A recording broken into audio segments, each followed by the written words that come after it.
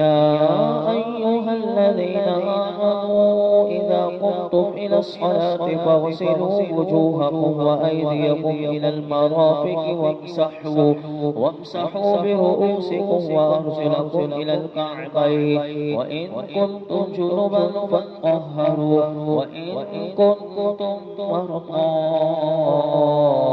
أو على سفر أو جاء أحد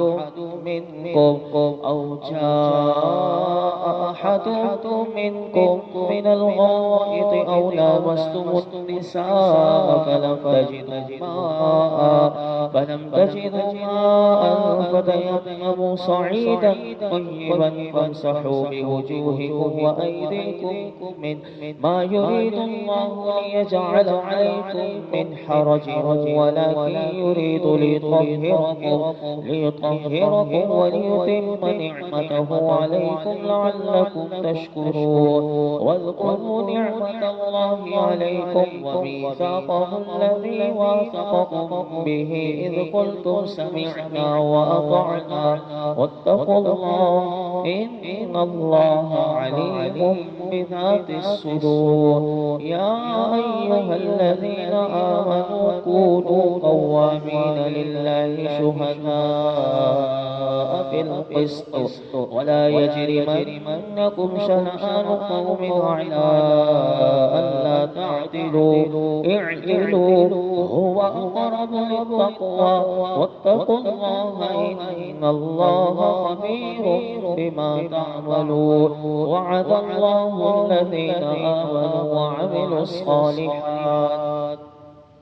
وعملوا الصالحات لهم مغفرة وأجر عظيم. والذين كفروا وكذبوا بآياتنا أولئك أصحاب الجحيم. يا أيها الذين آمنوا اذكروا نعمة الله عليكم إذ هم قوم أن يبسطوا إليكم أيديهم فكف أيديهم عنكم واتقوا الله وعلى الله فليتوكل المؤمنون. ولقد أخذ الله ميثاق بني إسرائيل وبعثنا منهم 12 نقيبا وقال الله إني معكم لئن أقمتم الصلاة وآتيتم الزكاة وآمنتم برسلي وعزرتموه وأقرضتم الله قرضا حسنا لأكفرن عنكم سيئاتكم ولأدخلنكم جنات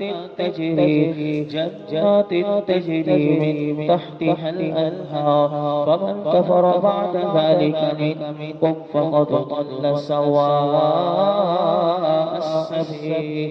وبما نقضهم ميثاقهم لعناهم وجعلنا قلوبهم قاسية يحرفون الكلم عن مواضعه ونسوا حظا مما ذكروا به ولا تزال تطلع على خائنة منهم إلا قليلا منهم فاعف عنهم واصفح إن الله يحب المحسنين. ومن الذين قالوا إنا نصارى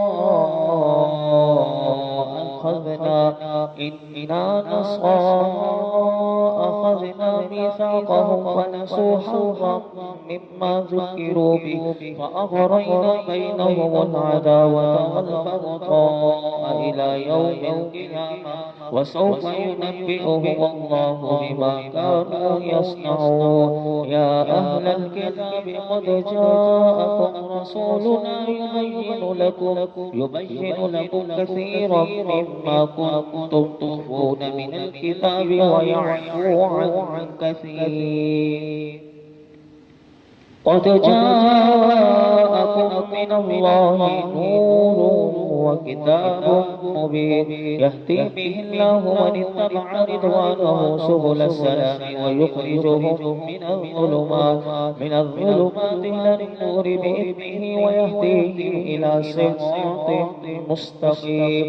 لقد كفر الذين قالوا إن الله هو المسيح ابن مريم قل فمن يملك من الله شيئا إن أراد أن يهلك المسيح ابن مريم وأمه ومن في الأرض جميعا ولله ملك السماوات والأرض وما بينهما يخلق ما يشاء والله على كل شيء قدير.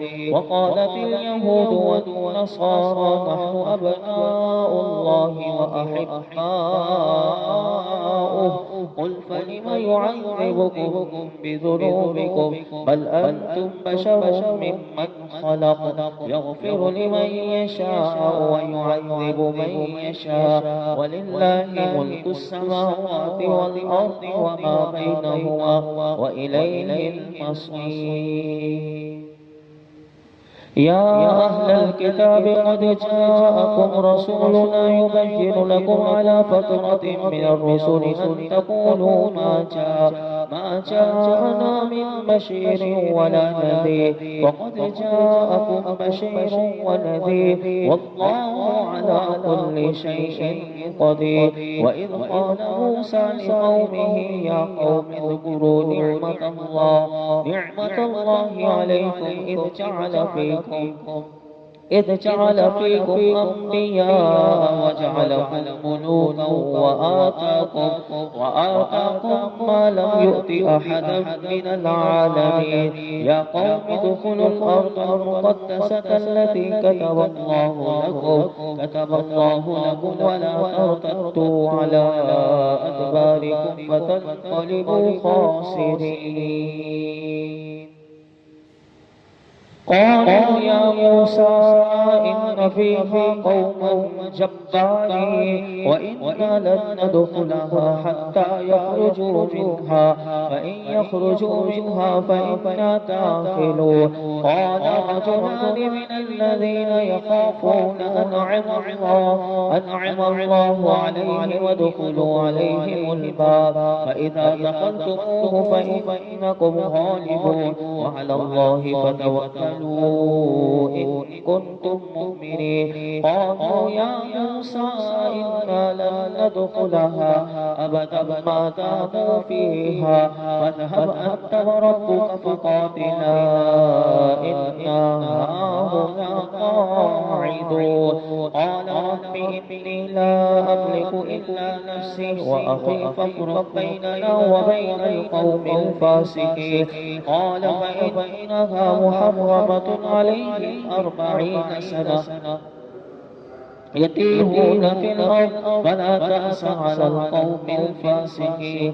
واتل عليهم نبأ ابني آدم بالحق إذ قربا قربانا فتقبل من أحدهما ولم يتقبل من الآخر قال لأقتلنك قال إنما يتقبل الله من المتقين. لئن بسطت إلي يدك لتقتلني ما أنا باسط يدي إليك لأقتلك إني أخاف الله رب العالمين.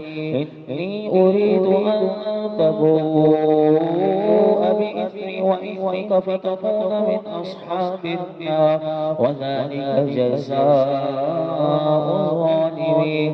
فطوعت له نفسه قتل أخيه فقتله فأصبح من الخاسرين. فبعث الله غرابا يبحث في الأرض ليريه كيف يواري سوءة أخيه قال يا ويلتى أعجزت أن أكون مثل هذا الغراب فأواري سوءة أخيه فأصبح من النادمين. من أجل ذلك كتبنا على بني إسرائيل أنه من قتل نفسا بغير نفس أو فساد في الأرض فكأنما قتل الناس جميعا ومن أحياها فكأنما أحيا الناس جميعا ولقد جاءتهم رسلنا بالبينات ثم إن كثيرا منهم بعد ذلك في الأرض لمسرفون إنما جزاء الذين يحاربون الله ورسوله ويسعون في الأرض فسادا أن يقتلوا أو يصلبوا أو تقطع أيديهم وأرجلهم من خلاف أو ينفوا من الأرض ذلك لهم خزي في الدنيا ولهم في الآخرة عذاب عظيم إلا الذين تابوا من قبل أن تقدروا عليهم فاعلموا أن الله غفور رحيم.